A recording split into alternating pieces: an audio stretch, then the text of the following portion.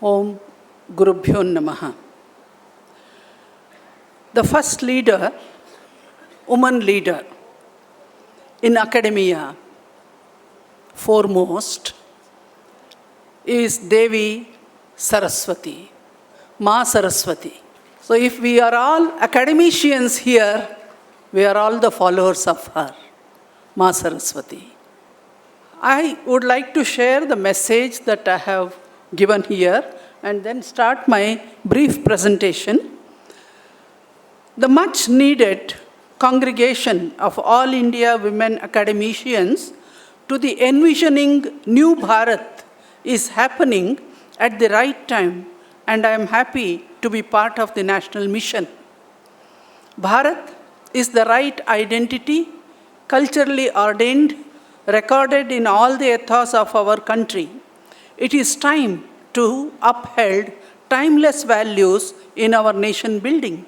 Women academicians play a significant role in envisioning the new Bharat, that is what we are trying to visualize and be part of it. Akhila Bharata Rashtriya Shikshak Mahasangha, in collaboration with Indian Council of Social Science Research, has taken concrete steps towards empowering the youths through such mega congregation in the nature of a Mahayagna. And I feel empowered to be part of this women-driven vision of New Bharat. Let's unite as academicians and occupy our positions in building the Viksit Bharat. Vande Mataram. Since morning, we are hearing so much talking about technology, economy, woman power, and all that. It was Madam Sudha Murthy spoke about culture. How cultural roots, if that is strong, you will be stronger and stronger forever. So how do we make the cultural roots strong? Dance and music today has come to university as university education. People think that that is the culture. That is not the culture. It's only a component of Indian culture. And you are all talking about the knowledge system, Indian knowledge system. What is it? That is what is culture. I always say that computer is very important, digital technology is very important. India is not seeing only today the science. Varaha Mihira in 7th century has given the entire astronomical congregation what happens in the cosmic world. He has given that calculation. NASA is still not able to achieve that. So where is India? Or we have to be always slaves to the American technology? I question, my friends. So computer is very important, technology is very important. That itself is not India. India has much more than what it is you are seeing, because computer is only a tool for us. It's a tool. I'm also using computer, I'm tech savvy, but it's only I give the status to it as tool. That is not governing us in any way. Keep that as tool, you will be safe, you will be fine, you will be doing service to your country. So, computer, you have software and hardware, you all know. Without one, the other doesn't function. In the same way, in Indian ethos, Indian culture, man and woman, hardware and software. If you don't understand this, you are misleading India. Please, remove that feminist concepts from your mind. Youngsters, young teachers, inspire your students. What I have done today in my life as a teacher for 30 or 40 years, starting from primary to become the dean and guiding 20 PhDs, 20 MPhils, 30 books.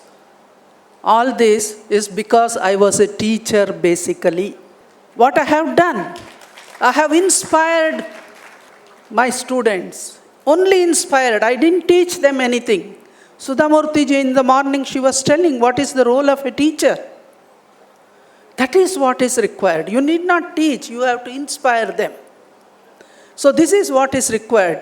Now young teachers here, you are all going to be in your middle age at 2047, because Modi ji has seen Viksit Bharat in 2047. What would be India? And you are all going to be the middle age. And those who are in 30s and 40s are in the ripe age. And think about your contribution to your country. So what you are going to do by 2047? What is your role? So respect your culture, your roots, your history, your tradition, your mother first. She is there for you for everything. Then march ahead. Definitely India needs people like you. Bharat needs you all. I just want to give the pride of Telangana, the Ramappa temple, the pride of Telangana.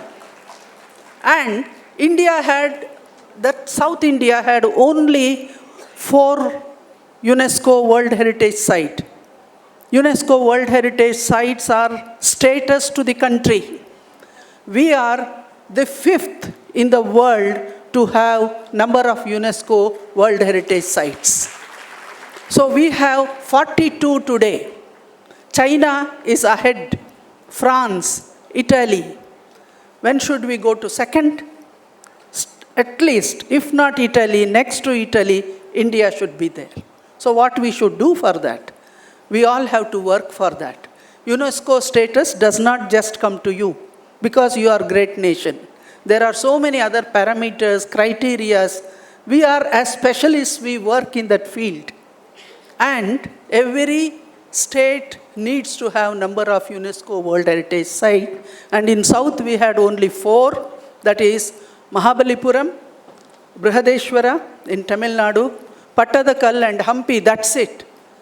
And in the north, you have all this. And so many Islamic sites. There is no Jain site in India to be declared as UNESCO World Heritage Site. It pains us. Then we have this particular site has been declared in 2021. And that day, Modi ji and our own minister from Telangana, they gave this message to us. And I was the part of preparing the dossier. I used to be in Hyderabad every week, go to Warangal, and then Ramappa temple, be there for 10 days and work feet by feet. Ramappa temple documented scientifically. Scientifically, I am telling you. This is the first and foremost documentation in the country. It's not just seeing around and coming, oh, very nice, and no. You have to change your, mindset to understand what is the World Heritage Site. So, Ramappa temple, you just see the Ramappa, the grandeur of Ramappa. And if I close my eyes, Ramappa comes to my mind, to my eyes, even today. That much of, power it has. This is where, we were, UNESCO, delegates were there and we all presented. Yes, this is the team that has worked, Professor Panduranga Rao Garu, Papa Rao Garu, they are all there as part of this team.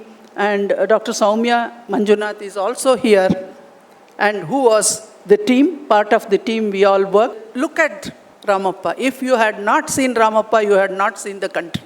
You just see this beautiful journey. This is the Chalukyan, and Chalukyan has influenced the Telangana art and architecture.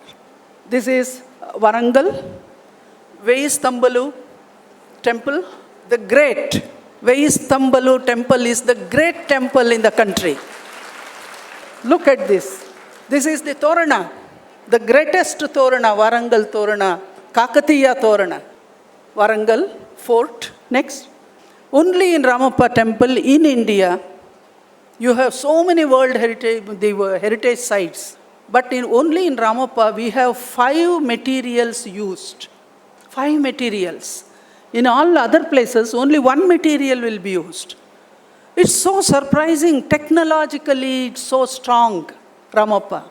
So which are those 5? elements or 5 material. One is sand, the second is dolerite, very strong stone. The third is granite, the fourth is sandstone, and fifth is bricks, floating bricks. You will be surprised how floating bricks will be there. In 12th century it has been built, and they thought about floating bricks at that time. This is how UNESCO, the delegates and the whole people, who have come to inspect, they were taken aback. 12th century, you have floating bricks. So that is the technology. This is an inscription. Whenever you go there, please see this inscription. It is one of the very magnificent inscription, I can say. It says, as long as Surya Chandra is there, Ramappa temple remains. That is the gist of this inscription. Interiors of Ramappa. Yeah, this is the hall. I think, I have not seen that dancing stage bigger than this anywhere in India. The biggest dance platform. That is the Rudreshwara of Ramappa temple. This is the dancing movement. You find in all those, yalis and, sculpture. The intangible heritage, Mahashivratri day, and UNESCO, they appreciated this particularly. We have recorded intangible heritage of Ramappa temple. That is the soft power. Soft power. If the temple is hardware, software is rituals. So these are the rituals. Look at the ceiling. Yeah, this is the platform I told you. The biggest one in India. The pillars. The Nandi Mantapa outside. This is the movement. We have seen, how the movement can be reconstructed. And Nritta Ratnavali of Jaya Senapati is the evidence here. These are the bracket figures. 12 bracket figures are there. They are the most beautiful. Yeah, even the Abharana Kala, you can see the Alankarana there. This is the acknowledgement.